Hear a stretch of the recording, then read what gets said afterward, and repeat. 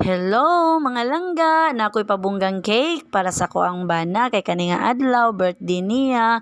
So aduna usay mga haranista nga nangharana og sayo kayo sa kabuntagon og nangisnak mi tungod kay naausab sila'y dala pag humana mo og isnak nini nga panahon.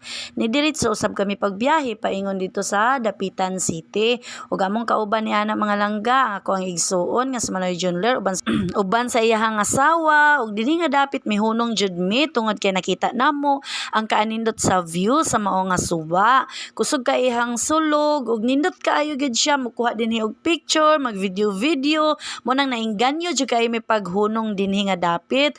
Ug sa diha wala ko nabantay di ay nga ako ang mineral water nahulog na, pero okay ra basta kay makakuha lang mi og mga nindot nga mga picture, manindot nga mga view. So mo na pag humana mo diha og picture pag humana mo og video kana na ang diretso na dayon mi paingon sa Dapitan tungod kay layo-layo man na. So naabot na mi dinhi nga dapit sa Dapitan. Welcome to Dapitan City. So mao na ni siya Dapitan City mga langga.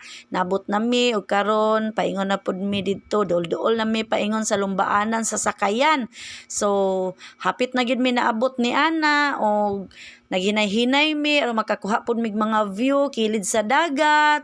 Ana kanindot gid sa view dinhi nga dapit adunay mga cottages kay ug kinsa tong gusto didto mo rent no pwede makarent, pero kami wala na tungod kay among giana din na mao ang pagtan-aw sa mao nga lumba ug sa diha karon lumba na mo nagtindog-tindog na mi dinhi, nag panaw-panaw na mi sa mao nga lumba ug sa dihang gigutom mi mga langga nangaon na mi miadto mi sa restaurant o karinderya unsa na diha tawag basta kanang kan-anan.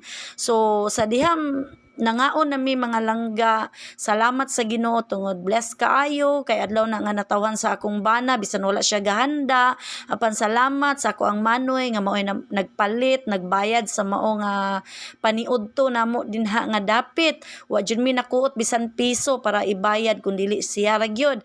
So salamat sa Ginoo, ang Ginoo magapanalangin gyud. So before pud mi nangaon ana mga langga, syempre naa gyud ato ang mga pag-ampo. Oy di ay mga langga ha, nagampo biya pud mi pagikan na mo pagbiyahe. Before mi biyahe nagampo una mi daan aron safety mi sa among pag-abot dinhi og safety mi nga mamauli. Og kana mga langga na human na mi kaon paingon usab kami muuli sa amo nga dapit, naghinay-hinay na usab kami ngadto sa unahan kay aron mapanaw gid namo kung sa kaanindot dinhing dapita.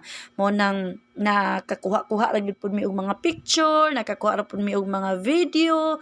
So kana siya lang gao mo na imong giagian ganina nga perting ninduta ang iyang view kay naa sa dapin sa dagat, makakita ra jud ka og mga kuan ba nindot kaayo nga mga panan-awon sa mata.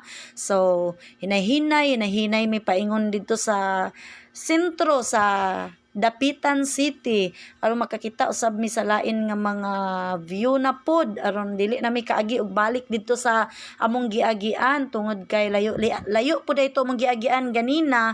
So okay ra basta kay safety lang ang tanan, safety mi tanan. Nakaagi dai mi museum kung ako na sayop mga langga, museum na siya sa Dapitan. So nindot kaayo diha no og maora pud to. Babay na mga langga, God bless.